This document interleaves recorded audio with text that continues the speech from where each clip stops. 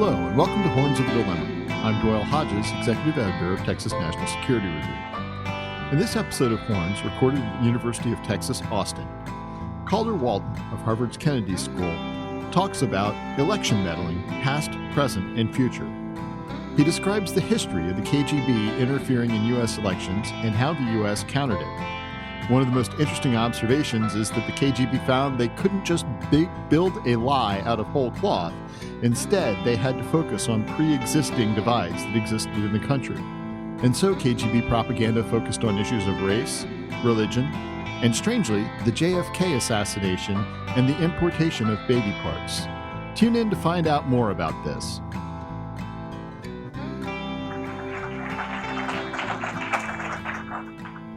Ladies and gentlemen, thank you so much for making time and coming to my talk. I gather it is an election day here today, so I'm going to try to bring some historical perspective to events happening right now.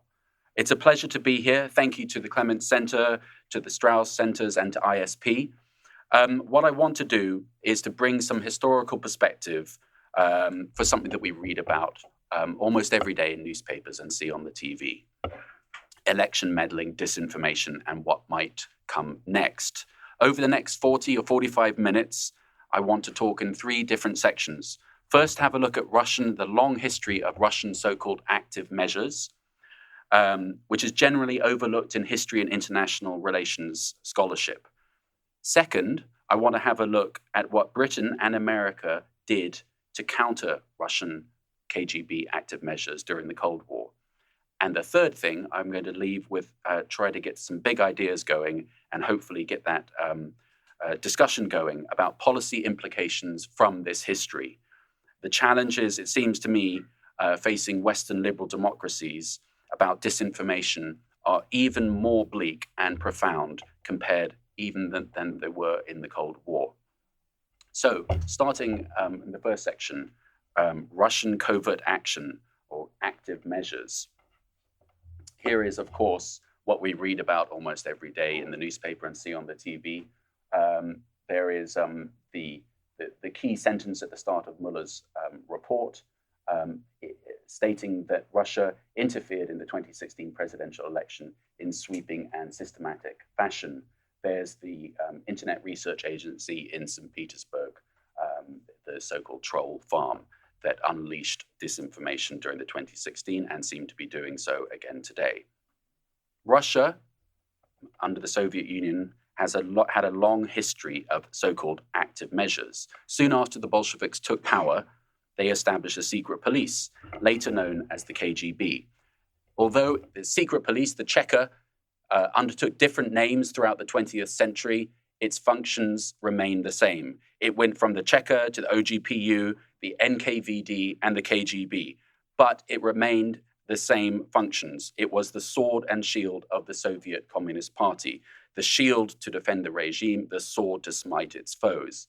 There's a picture of Felix Dzerzhinsky, the first head of the Cheka. There is a picture of the Lubyanka, which was its headquarters, which at key points in the 20th century resembled more of a chamber of horrors than anything that we would recognize as an intelligence headquarters. Essential to the Cheka's work, and later the KGB's work, were active measures which sought to disrupt relations between other nations, discredit Soviet opponents, and influence policies of foreign governments in favor of Soviet plans and policies. These included, I think it's the best way to understand what constituted active measures. They operated on a spectrum of what we would in the West call political warfare. At one end, media manipulation through the use of front groups, forging documents, through somewhere in the middle, influence operations, that's to say through the use of bribery, blackmail, and by discrediting targets. And then at the other end, special actions or wet operations. There is a picture of Georgy Markov, who was assassinated in London in 1978, I believe, using a KGB-manufactured umbrella that fired a ricin pellet into him. That wasn't an aberration. Leon Trotsky was assassinated in 1940 by the NKVD KGB.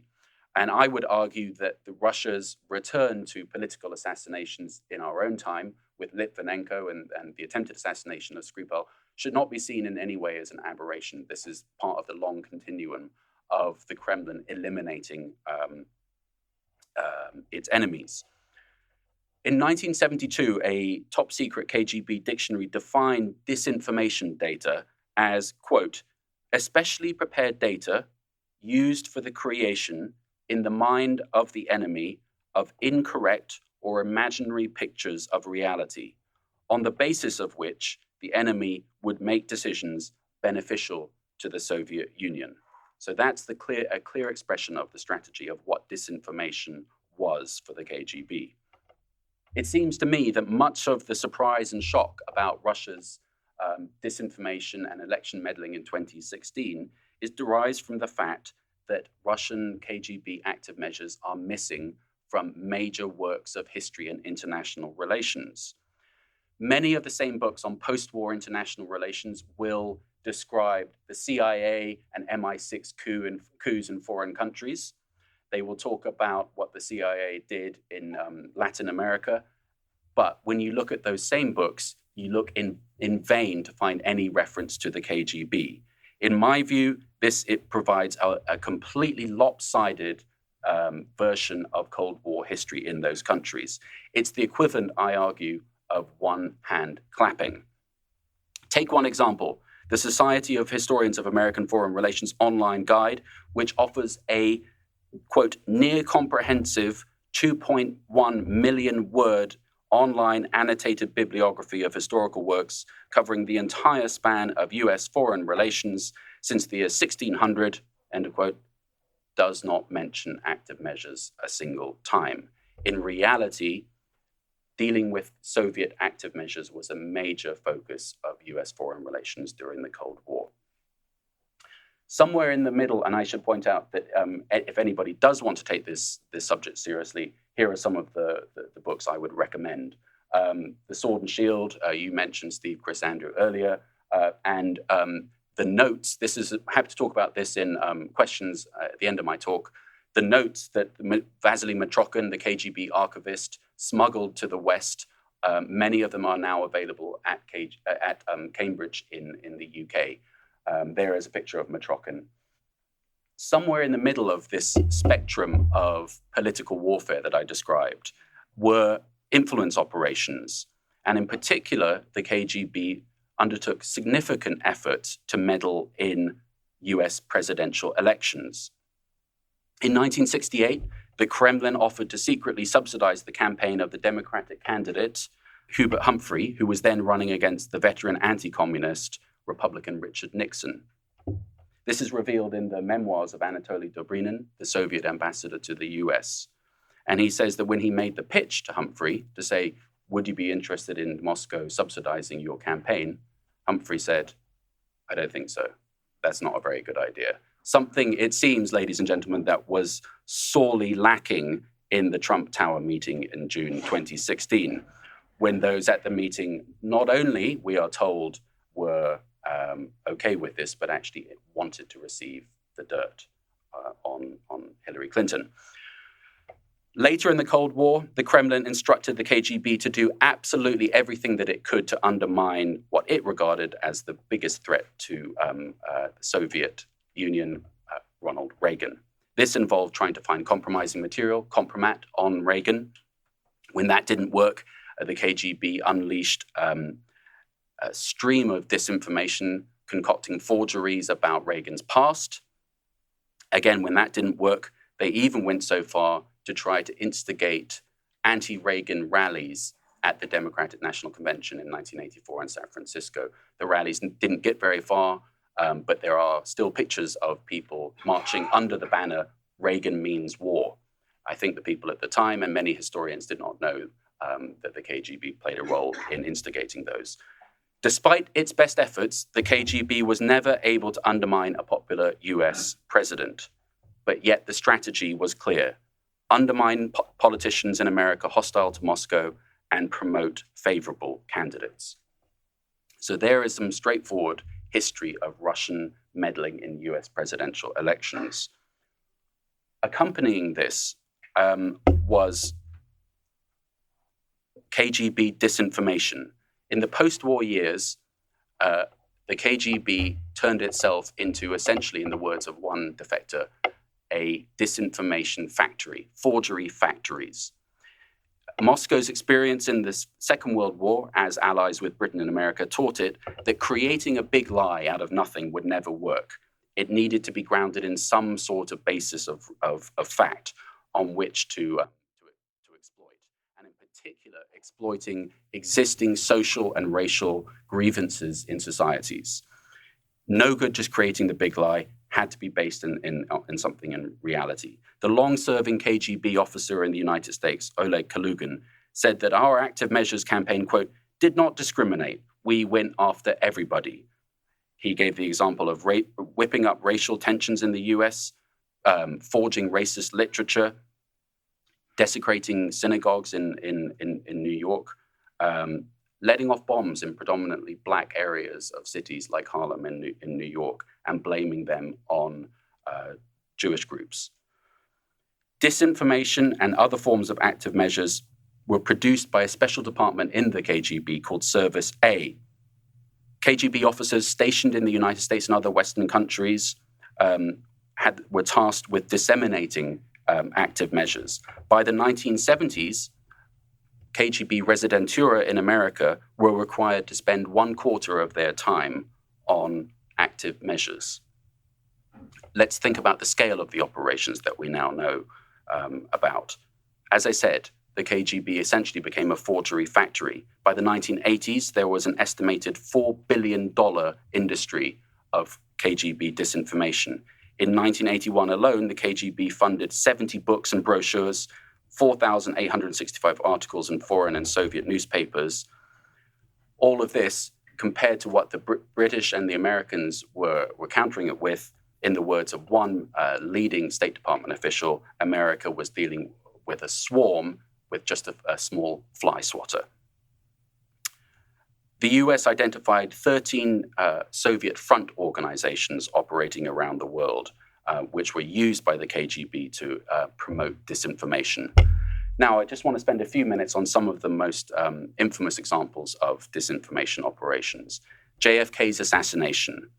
More than anything, this became a stock in trade for the KGB within America in the 1960s, promoting conspiracy theories about JFK's assassination, forging documents that suggested that he was killed either by the CIA or a group of right-wing Texan oil tycoons.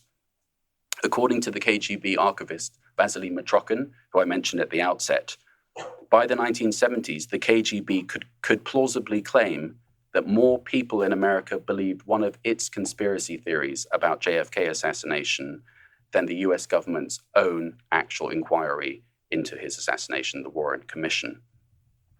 The 1984 Los Angeles Olympics, Service A, KGB, a disinformation department, active measures department, sent racist letters purportedly from the Ku Klux Klan and white supremacists to athletes from Asian and African countries.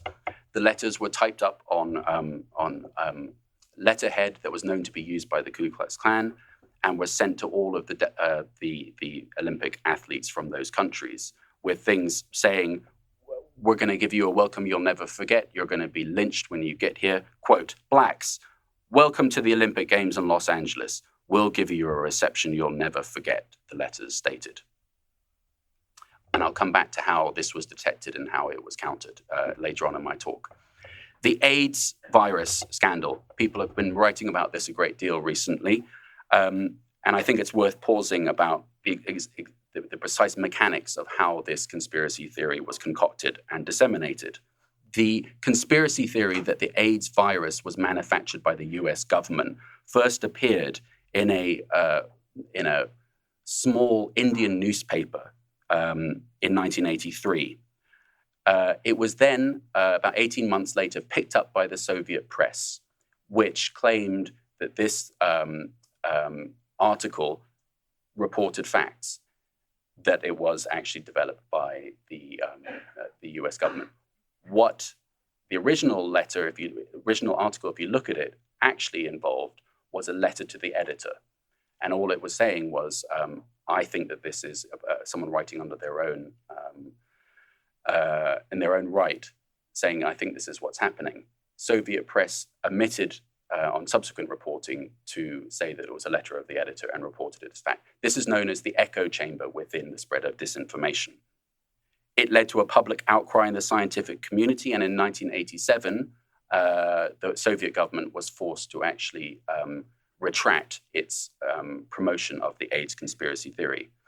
But in 1992, after the end of the Cold War, the head of Russia's new intelligence service, the SVR, said that the AIDS factory had indeed been a fabrication of KGB Service A. And if you look at polling data today, there's still a staggering number of, in particular, African-American communities that believe that the AIDS virus was man-made. So this is a striking example of how a conspiracy theory never dies. One KGB disinformation conspiracy theory that I think has not received the attention it deserves is the so-called body part scandal. This relates to the allegation that Americans were trafficking in baby parts.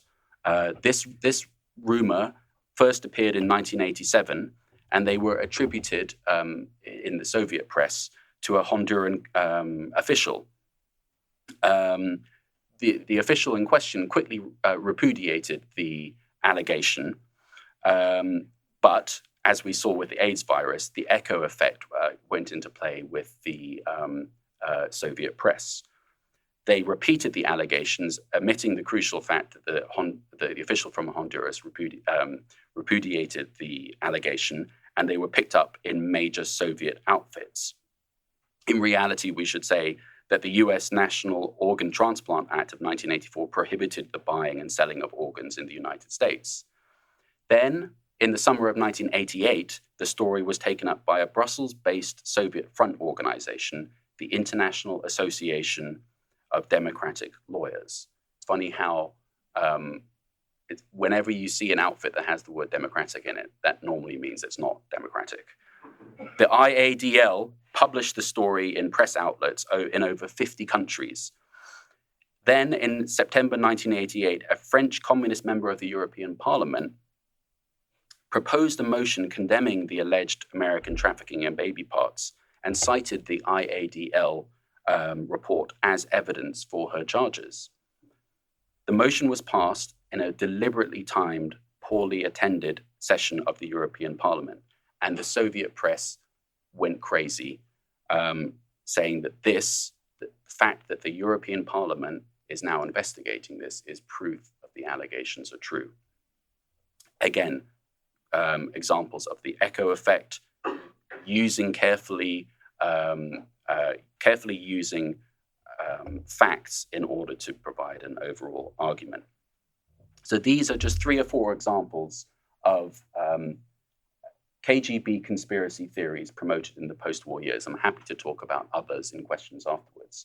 I'd like to now turn to the second section of my talk, which is, what did key governments in the Cold War do to deal with this? Because I think that these provide some striking lessons and analogues for what we are encountering today. Britain and America's efforts to counter Soviet disinformation in the Cold War really involved 3 different aspects: exposure, exposing falsehoods; attribution, attributing it back to the Kremlin; and international cooperation.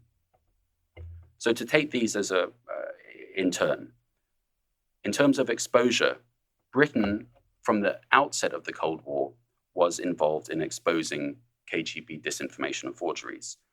At the forefront of this struggle was Britain's Information Research Department, IRD, which most people in the audience, maybe some have heard of. I certainly had not heard of it before I started doing research on this. It was one of Britain's most secretive organizations during the whole Cold War. It was established in 1948 to, quote, collect and summarize reliable information about Soviet misdoings. The IRD worked closely with people like George Orwell, there in the middle. And also, we now know, the great historian of the Stalinist period, Robert Conquest, it was always rumored and there were always suspicions about where Robert Conquest got his information for his key books on Stalin and the Great Terror. Picture there of it. And we now know that he was working in IRD and that a lot of the information that he received was acquired by MI6. At the end of the Cold War, Conquest brought out a revised edition of The Great Terror. And someone said to him, what are you going to call it, the new book? I told you I was bloody right, was his response. Very difficult with now thousands of records that have been declassified on the Information Research Department. Very, very difficult to actually measure its impact. And again, this is a problem in this space of information warfare. We can now chronicle its activities and production, but actually did any of its counter information actually make a difference? Really difficult to, or if not impossible in the public domain, to actually say that. Exposure and attribution. Reagan, who I mentioned earlier, who was the subject of KGB disinformation attacks, Reagan established the Active Measures Working Group, which was designed to pool resources together throughout government departments to deal with KGB active measures and disinformation. The Active Measures Working Group strategy was simply put, report, analyze, and publicize. From its creation in 1981 through to the end of the Cold War, the Active Measures Working Group produced periodicals exposing Soviet misdeeds and falsehoods, such as the Foreign Affairs Notes and major publications like Soviet Active Measures, Forgery, Disinformation, and Political Operations. It was the Active Measures Working Group that was responsible for exposing Soviet forgeries during the 1984 US Olympics. And it seems that it was on the basis of an FBI informant.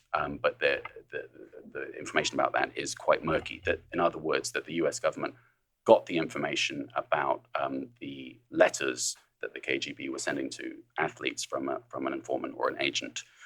The Active Measures Working Group produced a report exposing the letters about the Olympics and attributing them back to the Kremlin. It did the same with the AIDS scandal. And at the height of the AIDS scandal in 1987, Secretary of State George Shultz produced a copy of the Active Measures Working Group report on the AIDS conspiracy theory and gave it to Gorbachev. Soon, Gorbachev said at the time, this goes completely against the spirit of Glasnost. How dare you accuse us of this? Shultz said, when you stop lying, we'll stop exposing your lies. And shortly thereafter, the Soviet government officially repudiated the AIDS conspiracy theory. Clear example of where a counteraction produced a change in policy. The third issue was international cooperation. And this is, this came through loud and clear to me from a file that was declassified at the British Foreign Office only in 2018 about Soviet active measures. And this reveals how closely the UK Foreign Office, and it seems MI6, was working with US Active Measures Working Group about coordinating efforts in response to Soviet disinformation. The file reveals that the Active Measures Working Group gave regular presentations to the Foreign Office, and they both sent so-called truth squads to different governments, exposing developments in KGB disinformation and forgeries, learning from other governments' latest trends that they had detected, and then disseminating those around NATO countries. The truth squads visited so-called truth squads visited 20 countries each year, giving presentations on average in 2 countries per week about Soviet disinformation. Staggering statistic, really, when you think about it. But let's pause and think again about the scale. Soviet foreign propaganda was an estimated multi-billion-dollar industry. The United States in the 1987 had a much smaller budget of $480 million to deal with the overall vast range of Soviet active measures. The State Department Active Measures Analysis and Response Unit had just 5 full-time professionals in 1988, and the US Active Measures Group had just 2 full-time officers in 1987. So, with all of this in mind, it seems to me that historians, like a lot of policymakers at the time, failed to ask themselves the so what test. Well, what difference did all of this actually make? Did it make a strategic difference in the Cold War? What was the effect of all of this bombardment of Soviet active measures and Britain and America's countermeasures? Well, in the words of the KGB officer stationed in America for a long time, Oleg Kalugin, who I mentioned previously, he said that in fact, its active measures were really never designed to be more than so-called a nuisance factor for the United States. They knew perfectly well that the Cold War was not going to be won or lost through active measures, but this was something at the margins that could make a difference. In 1985, the deputy director of the CIA, Bob Gates, was testified in Congress about Soviet active measures. There's a screenshot of the report, and I would encourage anyone interested in this subject to look at that report. He's asked exactly this question by senators.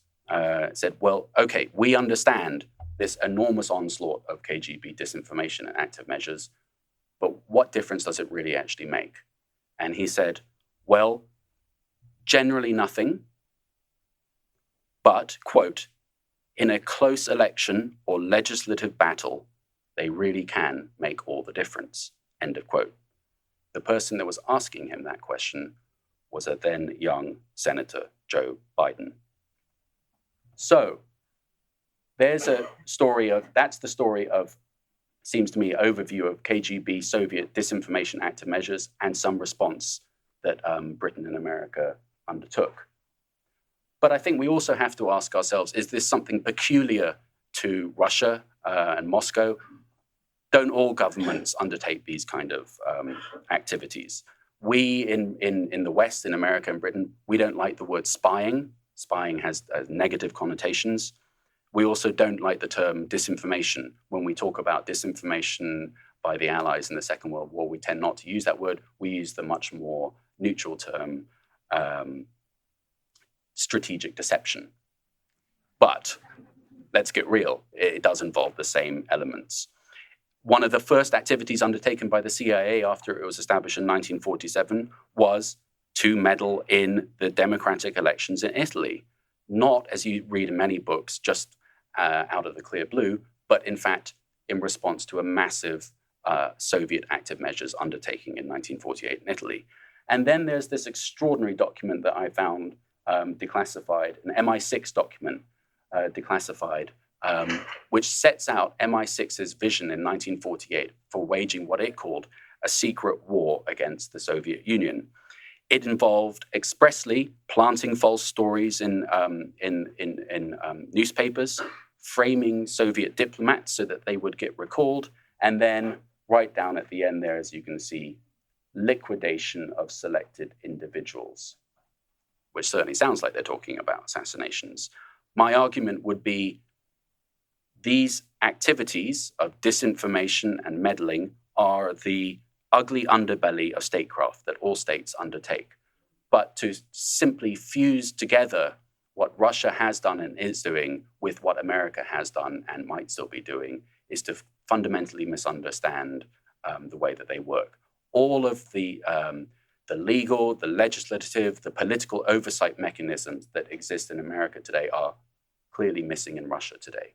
So yes, countries use the same techniques, but I would argue for very different purposes. So now, wrapping up as quickly as I can, because I know I'm going over, the third and final section of my talk. What are the implications of all of this history? Russia's intelligence services today, the SVR and the FSB, regard themselves as the proud heirs of the KGB. They model their activities in many ways on KGB traditions. For Putin, this is not some sort of arcane history, in the mists of time, but a history that's alive and well in a new Cold War, or I think, as you might say, a Cold War that never really ended. Moscow is using new means, cyber, for much older ends, undermining confidence in democracies, splitting Western alliances, tapping into social discontent, posing as legitimate protest movements in America to exploit social divisions. What policy lessons can be drawn, similarities, analogies, and differences from all of this? In their key book on exactly this, that really was the inspiration for our applied history project at Harvard, Richard Neustadt and Ernie May, in their book Thinking in Time, said that it's absolutely essential if we're going to use history to inform policy by looking both at similarities with the past and differences. As I've tried to outline in my talk, there are some similarities, but there are also some absolutely key differences. Information warfare today in the cyber age, clearly much easier to spread disinformation than at any point before in human history. There also seems to be the unfortunate reality that people in Western societies in America seem willing to believe objectively test nonsense in a way that they didn't in the past. There have always been conspiracy theorists in societies going back to the witch craze in the Middle Ages. But at this point, we seem to be at the point now where we can't even agree on things like what is a fact, what is truth, is there such a thing as a truth? It seems to me that Cold War examples of countering disinformation do provide valuable lessons and analogs, but where we are at the moment with cyber and the spread of disinformation today means that this is a much broader challenge than any kind of information agency can deal with. This is a broad social problem that we're going to have to address. And really, with that in mind, I would this is an example of some of the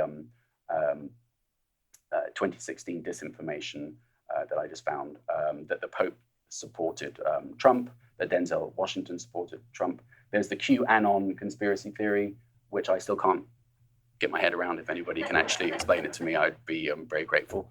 And then perhaps the next iteration of where we're going next, which is deepfake videos, which will be, to the naked eye, you can't tell the difference between real footage and fake footage. In 1978, the KGB defector Stanislav Levchenko was actually asked by Congress, what is your view on the best way of dealing with Soviet disinformation? Quote, train yourself to read the front pages of your newspapers and read them every day. Read news magazines, he said. By reading widely, Western citizens can establish facts for themselves, Levchenko suggested. He continued, quote, many Americans say that they are dissatisfied with the various media. They say they don't trust the newspapers. Newspapers are too liberal, they say, while others say that reporters manage the news. Whether these charges are true is irrelevant. The press in a democratic countries is there to serve the readership.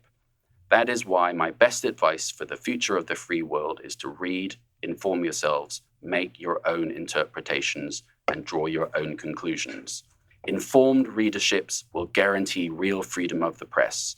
In the long run, informed citizens will demand and get the best kind of reporting. End of quote. Ladies and gentlemen, it seems to me that until we can start teaching the public from our schools onwards the key difference between separating facts from fiction, we don't seem destined to be able to get very far with this challenge facing our societies. And at that point, I'll leave it and hopefully get some good questions going. Thank you.